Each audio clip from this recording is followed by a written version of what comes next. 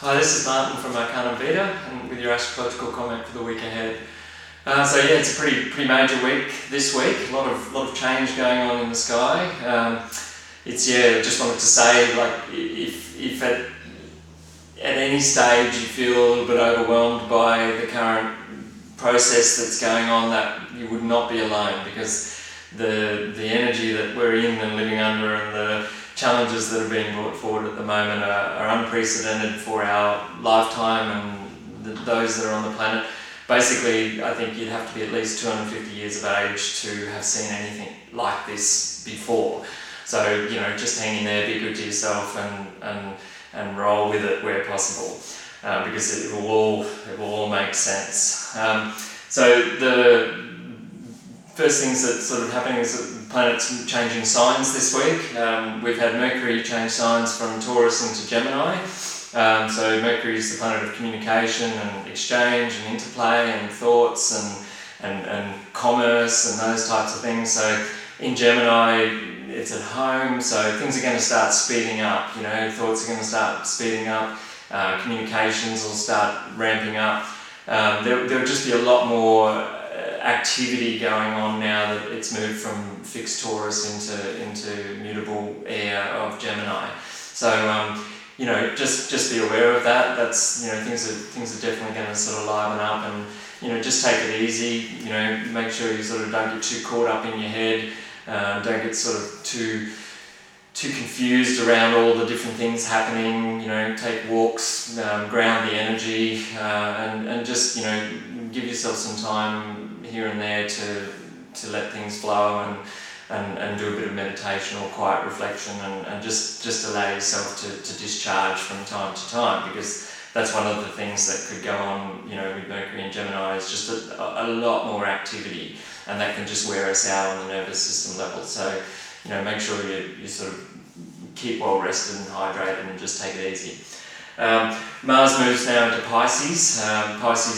Watery Pisces, dreamy Pisces, it's not a comfortable place for Mars, which is assertive and driven and focused and sharp. So you've got this, our normal sort of orientation to focus and clarity in a very dreamy, sort of hard to bring together kind of environment. So it's not uncommon to feel a little bit lethargic and confused, and hard to sort of clearly focus what we're doing at the moment, and we'll probably find that our imaginative realm, which is Pisces, will start to really liven up. So the main thing is to not get too caught up in the possibilities or the potentials or the sensitivities and those types of things, and just try and bring some of these ideas or these thoughts or feelings into tangible context. So that's important. Otherwise we can sort of get really caught up in the maybe or the possible, and lose a little bit of perspective, or feel a little bit overwhelmed, and in that things aren't really coming together. And so sometimes it's always good to seek a little bit of clarity, and be very firm and decisive in your choices if you're going to make those, and not get carried away with the possibilities, because it could lead to frustration and those types of things. So that's important. The other big thing that's going on this week is Venus has just stationed to move into its retrograde phase.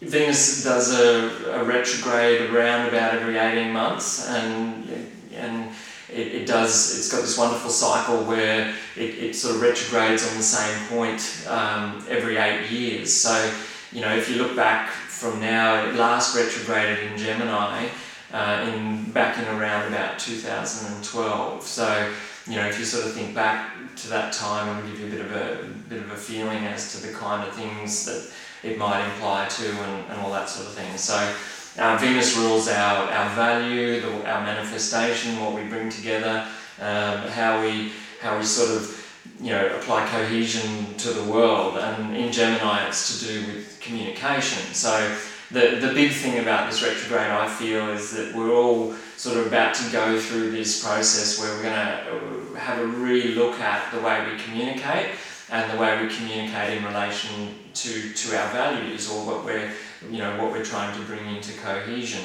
So, the key at the moment is to realise that whatever presents itself, to take a bit of a pause and have a look at it and ask yourself, like, what's my true position in this, or how am I going to look at this in relation to the other, and what do I need to sort of make clear here, or how do I need to assert myself in order to re-establish or redefine the appropriate expression of myself in my interactions with others. That's on one level. So it goes into shadow before it retrogrades. So if we look back at towards the 9th of April was when it entered the shadow point, to where it's actually going to come back to and then move forward. So around the 9th of April, whatever was going on around that time would give clues as to what is going to be up for reprocessing, or what kind of themes are going to be underlying the next period of time. It'll be basically retrograding until the 5th of June, and then it's going to station and then move forward, and it'll be basically in the same position it is now around the 29th of July. So there's going to be this sort of looking back and going over things and re-evaluating around communication and our value in communication, and then it'll sort of move forward, and we'll sort of start progressing on those lessons. So it's a bit of a process like that.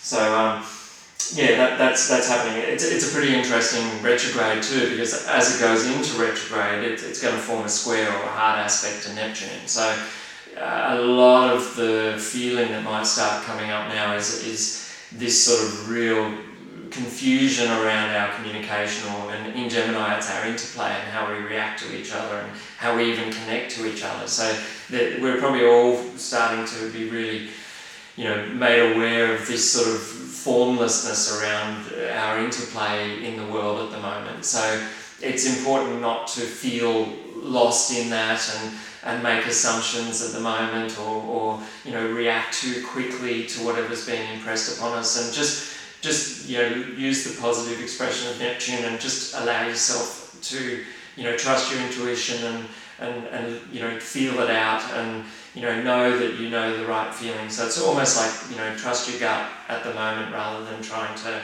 navigate all the possibilities and all the things that are going on around us. So that's important. And where it's going to culminate as well is that as it retrogrades, it is going to come into a hard aspect with Mars as well, and that's really going to potentially, unless we start to allow ourselves to sort of surrender into a new idea of what we would like to see and how we would like to communicate in the world, rather than sort of trying to make head nor tail of it, it could bring us into this sort of tension between others in our communication and that sort of thing. The idea of it is in hard aspect to Mars, by re-evaluating our values and the ways in which we would like to communicate, then it'll bring the challenge to us of, okay, well this is my value, and now how would I assert that and make it so. So it's really asking us to start appreciating or honouring how we are and how we feel, but also realising that there is a dialogue that goes on, and just to allow for ourselves to ensure that we are communicating in the way that we feel most authentic. And so that's the challenge, rather than sort of find ourselves being impressed upon by the external to where we're not comfortable, and then flying into a sort of a tense standoff with that type of situation. So that's quite important. If you look at the 2 points in the retrograde, where it's stationed to go retrograde, symbolically that's a kind of a free energy which just goes with the flow. It's just working with nature and its rhythms, and just sort of cruising with things and enjoying what's going on at the time in a very sort of free and spontaneous way. Where it comes back to station at the end of its retrograde is quite a different energy. It's more of a fixed, structured position where it's all about how are we going to take our idea and bring it forward. So it's and the word you could use for that is ambition. So it's finding the balance between our ambitions and what we feel it should be like and what we've got to make it like, versus just being quite comfortable in the way things are and enjoying them for where they are right now. So if you look at those two sort of extremes, somewhere in the middle there, that it's finding the balance between going with the flow quite simply and still working towards and pushing, moving ahead in a way where you'd like to see things going. But in the meantime, realising that there is going to be conflicting interactions where we're just required and asked to be very clear and make the appropriate choices about how we'd like to see things and how we interact or choose to accept or not accept in relation to that, rather than have it end up in a conflict or some sort of standoff where we need to assert and make it that way. So it's really just looking at where we'd like to go and making the right choices as to how to get there. So that's a pretty major challenge that we're under at the moment, but it really is just asking us to reevaluate the way we operate and how we express ourselves in our day-to-day communications. So yeah, that's and that'll bring us up to the other thing that's sort of going on, is that'll bring us up to the new moon. The sun enters Gemini on the 21st, so again, things are going to get busier, things are going to get more interactive. That's going to be a lovely fresh change from fixed Taurus. And the new moon in Gemini will be on the 22nd, which again, that'll really infuse this whole sort of emphasis around communications and interplay and that sort of thing. So I guess leading up to that, it's really good to just be aware that we may face challenges in the coming weeks around how we sort of bring our ideas into action, but at the same time how we then interact with others in that process. So we're very much making the world up as we go right now. And so it's important to participate in your own individual way in creating the kind of world you'd like to see as well. And you've got every right to do that, but it's finding the balance too of not trying to force that or not having that forced upon you, and just finding the right harmonious expression to that. So I'll leave it there for now, but there's heaps going on, and we'll cover more in the weeks to come. So I hope you have a great week and take care. Thank you.